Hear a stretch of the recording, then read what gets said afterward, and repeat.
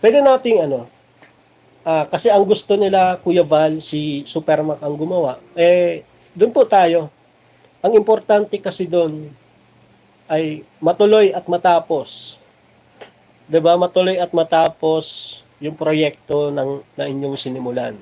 Jubilito TV Official. So, yun. Inyo, what's up mga kabagis? This is Jubilito TV Official at eto na naman po muli ang isang edisyon ng ating reaction video mga kalingap at kabagis. No?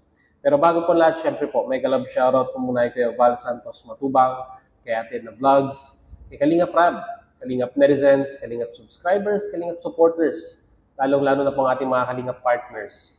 May galab shoutout po sa inyong lahat. Ito na nga mga kalingap at kabagis, no? For today's reaction video, gawa lang po natin ng reaction at muli po pagbibigay ng opinion dito po sa naging recent live streaming ni Red Saint Vlog, no? Mga kalingap at kabagis, no? Na kung saan ay hoping pa rin siya, mga kalingap at kabagis, no? Na yung pong proyektong tindahan, mga kalingap at kabagis, na in-announce na ni Kalingap Rab na itigil na muna at mag-focus muna sa pagpapabakod, ay hoping pa rin si Red Saint na may pagpatuloy yung construction, no? At sa kadahilan ng nanghihinayang, and at the same time ay sayang naman daw po, no? Yung nagastos dun po sa pagpapatayo noong tindahan. So, dito sa kanyang live, mga kalingap at kabagis, ay nag-comment yung isa sa mga major sponsor, no? Mga kalingap at kabagis, no? At dito po ay humihingi siya ng paumanhin at sabi nga po ay hindi nagkaroon ng proper coordination at parang miscommunication regarding nga po sa proyektong ito. Kaya sincere naman po yung paghingi niya po ng pasensya, no? In behalf ng Team Kalingap ay labis-labis po ang paghingi po nila ng pasensya, no? Kaya itong si Red Saint, mga kalingap at kabagis, ay hoping siya at parang nagbigay siya ng option, no? Mga kalingap at kabagis, dito po sa sponsor, na kung saan ay sabi niya nga po, kung ang gusto nila Kuya Val ay si Supermac, ang gagawa ay kausapin na lamang daw po, no, mga kalingap at kabagis, at baka sakali na mapakausapan ay ituloy na po yung proyekto. Kaya ito, panoorin po muna natin mga kalingap at kabagis yung pakiusap ni Red Saint doon po sa sponsor at tignan natin kung ano po yung magiging sagot ng sponsor kay Red Saint, mga kalingap at kabagis. So ito, panoorin po natin. Narito po yun. Tita, eto, tatanungin ko sila Tita Rexy. Kasi total, nandito na rin naman siya. Total, eto, Tita, kami naman po ay humihingi din ng paumanhin sa inyo kasi syempre, siguro, yun nga, dahil sa kapabayaan or hindi maayos na, hindi maayos na pagko-communicate kila Kuya Val at Kalingap Rab, siyempre may pagkakamali din kami ni Dr. Lab. 'Di ba? At ito nga, tatanong ko sa inyo ni Kuya Lito, ni Sir Lito, kasi total, nandito na rin naman ito 'di ba? Kunin ko na yung pagkakataon na ito para itanong sa inyo kung ano ang balak sa tindahan at sa bakod. Kasi meron akong medyo doon. So, actually, ayaw na namin sanang pakialaman ito dahil syempre, bawal baga.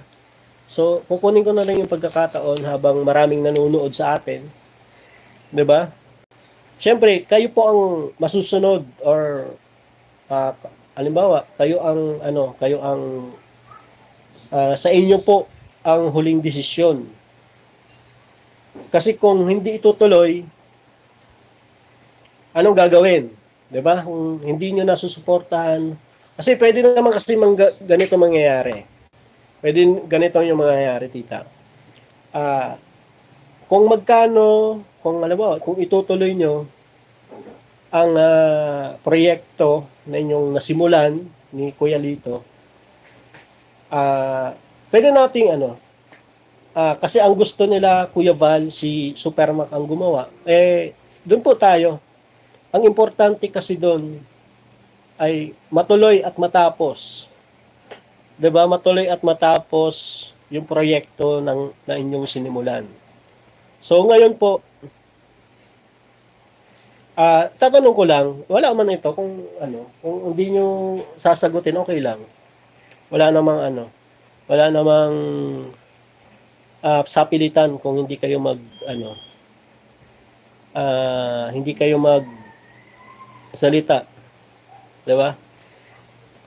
Okay, sabi ni Kuya Rab, unahin ang kasi syempre may din naman 'yan. Kunin natin yung saloobin nila.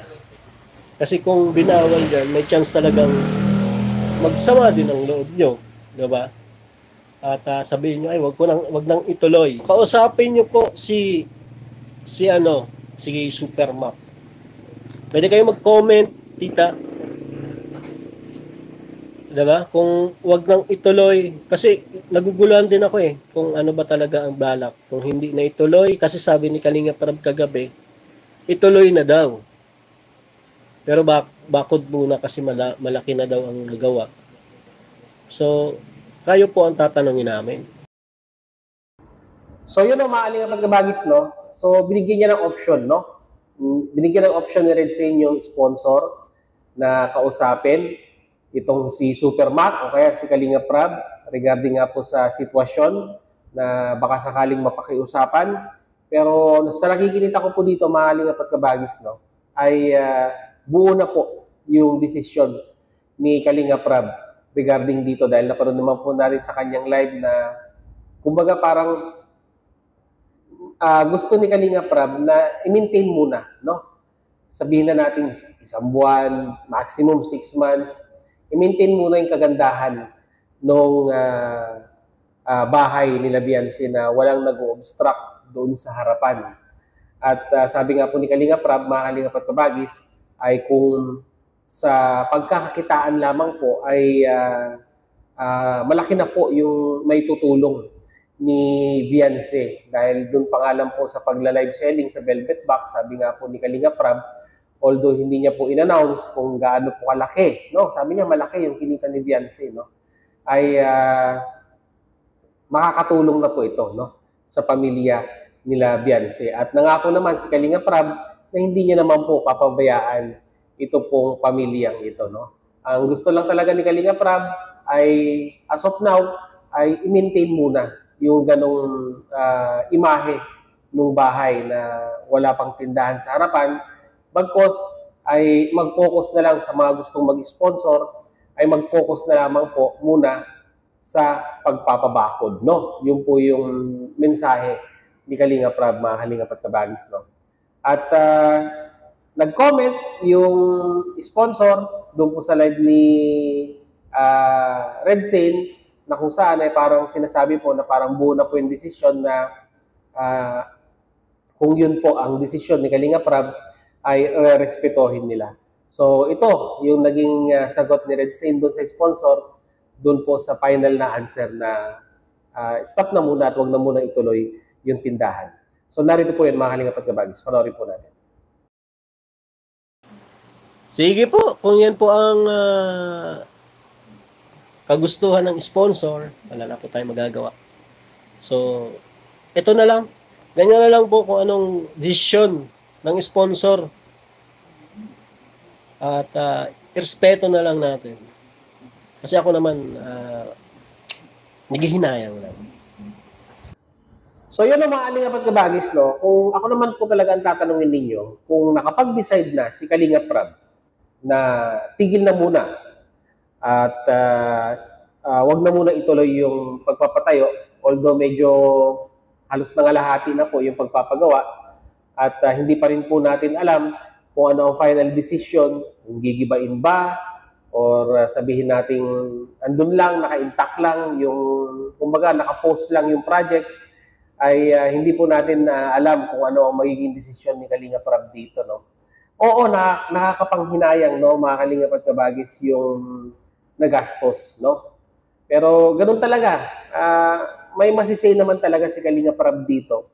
Dahil unang-una sa lahat ay malaking halaga din naman po yung nabitawan ni Kalinga Prab dito sa pagpapagawa ng bahay, no? At talagang may karapatan po, no, si Kalinga Prab na magdesisyon din kung ano po yung gustong mangyari. Although na i-turn over na po yung bahay, ay masasabi pa rin po natin na may karapatan pa rin si Kalinga Prab na magdesisyon kung ano yung magiging forthcoming ng future nung bahay na yon, mga Kalingap at Kabagis, no? At hindi naman siya against doon po sa plano ng negosyo, pero as of now, mga Kalingap at Kabagis, no, ay i-maintain muna yung ganong prestihiyosong imahe ng bahay na walang nakalitaw na tindahan doon, mga Kalingap at Kabagis, no?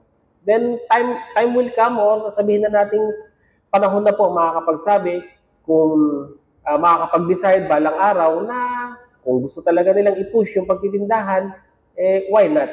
Pero as of now, mga Kalingap at Kabagis, ay ayaw nga po muna yung Kalinga Prab. At mag-focus na lamang po daw muna sa tindahan at tindahan sa bakod, na kung saan ay syempre po isa rin po yan sa pinaka-importante para po sa seguridad nila Beyonce at ng kanilang pamilya. No. So yun, mga Kalingap at Kabagis, yun lang po ang ating reaction video for today. Mag-comment na lang po kayo sa ating comment section kung ano na po inyong masasabi at opinion reaction dito nga po, no, sa naging live streaming ni Red Sale, na kung saan ay hoping pa rin siya na yung tindahan ay matuloy-tuloy yung construction, no, mga Kalingap at Kabagis, no. Pabiro niya pa nga po sinabi na gawin na lang daw pong kwarto ni Edu, mga Kalingap at Kabagis, no. So yun, hanggang dito na lang. Once again, this is Jubilito TV Official, proud member po ng Team Coos at ng Team Bios. As I always say, mga Kalingap and Kabagis, peace, God first, God bless po. Bye!